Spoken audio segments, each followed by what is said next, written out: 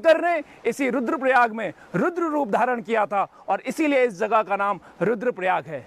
भगवान भोले जो सबका संकट हरते हैं, जो सबकी विपत्ति हरते हैं, लेकिन जब स्वयं भगवान शंकर पर, भगवान शिव पर विपत्ति आई है तो इसी जगह पे बचने के लिए आए थे।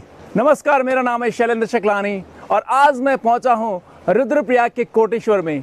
कोटेश्वर ऐसा बोला जाता है कि यहाँ पे भगवान शिव का स्वयं से मंदिर का निर्माण हुआ है और स्वयं से शिवलिंग जो है अंदर प्रकट हुए हैं। रुद्रप्रयाग जो कि केदारनाथ के लिए प्रसिद्ध है, ऐसा बोला जाता है कि जब भगवान शंकर केदारनाथ गए उससे पहले उन्होंने यहाँ अंदर एक गुफा है कोटेश्वर भगवान की, वहाँ पे उन्होंने ध्यान किया था। भगवान शंकर भस्मासुर राक्षस को वरदान देने के बाद कि जिसके सर पे वो हाथ रखेंगे वो जल के खाक हो जाएगा, तो भस्मासुर ने सोचा कि क्यों ना मैं भगवान शिव पे ये लागू करूं। तो जब उन्होंने भगवान शिव के सर में हाथ रखना चाहे तो वहां से भागते भागते भगवान शिव यहाँ पहुंचे थे और ठीक इस गुफा के अंदर वो बैठे थे और गुफा के अंदर उन्होंने बैठ के उस राक्षस से छुपे थे। और उसके बाद उन्होंने भगवान विष्णु का ध्यान लगाया और भगवान विष्णु के साथ यहाँ पे उनकी मीटिंग हुई और तब जाके भगवान विष्णु से उन्होंने आग्रह किया कि ऐसे ऐसे मैंने उनको वरदान दे दिया है, आप जो है भस्मासुर राक्षस का वध करें। तो उसके बाद भगवान विष्णु ने उनका वध किया था। तो आप सोचिए मेरे दोस्तों कि भगवान शिव जो सबका संकट हरते हैं, जो संकट मोचन है, जब उन पे खुद संकट आ गया है तो इसी कोटेश्वर में आए थे अपने प्राणों की रक्षा के लिए। और रुद्रप्रयाग वैसे भी आपको पता है कि भगवान भोलेनाथ की नगरी है।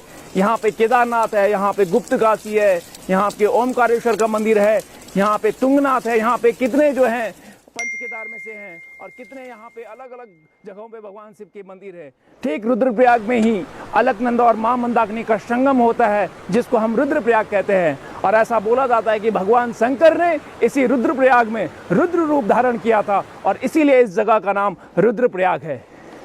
तो जो चार धाम यात्रा जाते हैं, ऐसा बोला जाता है कि वो जरूर इस कोटेश्वर में आते हैं और यहाँ पे आने के बाद जन्मों जन्मों के पाप उनके खत्म हो जाते हैं।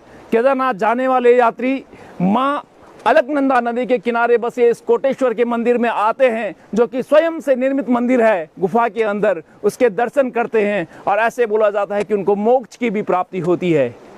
तो आइए आप मेरे इस रुद्रप्रयाग में, रुद्रप्रयाग मुख्यालय से 3 किलोमीटर की दूरी पर विराजमान अलकनंदा नदी के किनारे बसा हुआ कोटेश्वर का मंदिर बहुत ही अलौकिक है। गुफा के अंदर निर्मित यह मंदिर अपने आप में एक उत्कृष्ट कला का उदाहरण है। बहुत बहुत धन्यवाद।